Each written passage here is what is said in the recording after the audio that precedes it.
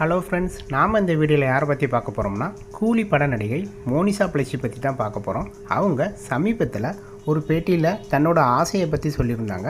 அது சம்மந்தமாக நம்ம வீடியோவில் டீட்டெயிலாக பார்க்கலாம். நம்ம நடிகை மோனிஷா பிளஸி விஜய் டிவியின் பிரபலமான குக் வித் கோமாளி நிகழ்ச்சி மூலயமா மக்கள் மத்தியில் பிரபலமானாங்க. இதுக்கப்புறம் சன் டிவியில் நடக்கிற டாப்பு குக்கு டூப்பு குக் நிகழ்ச்சி மூலயமா இப்போ கலக்கிட்டு இருக்காங்க. இவங்க தமிழ் சினிமாவில் சில படங்களில் நடிச்சிருக்காங்க. அதாவது மாவீரன் படத்தில் சிவகார்த்தியின் தங்கச்சியாக நடிச்சிருந்தாங்க. இந்த படம் நல்ல வரவேற்பு பெற்றுச்சு. இதுக்கப்புறம் சமீபத்தில் வெளியான சூப்பர் ஸ்டார் ரஜினிகாந்தின் கூலி படத்தில் ஸ்ருதிகாசனோட தங்கச்சியாக நடிச்சிருந்தாங்க. இந்த படமும் இவங்க கரியெல்லாம் நல்ல படமாக அமைஞ்சிச்சு. இப்போ கரண்ட்டாக நடிகர் விஜயோட ஜனநாயகன் படத்தில் நடிச்சுக்கிட்டு இருக்காங்க. இதுக்கப்புறம் விஜய் ஆண்டனியோட லாயர் படத்தில் நடிச்சுக்கிட்டு இருக்காங்க.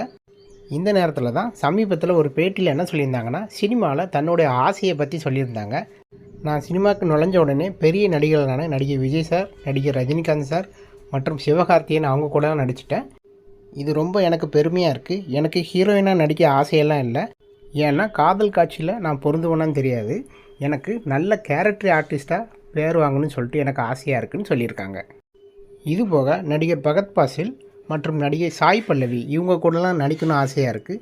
சினிமாவில் ஒரு நல்ல கதையில் நடிக்கணும், அதுவும் வித்தியாசமான கதாபாத்திரங்கள் நடிக்கணும்னு ஆசையாக இருக்குதுன்னு சொல்லியிருக்கிறாங்க.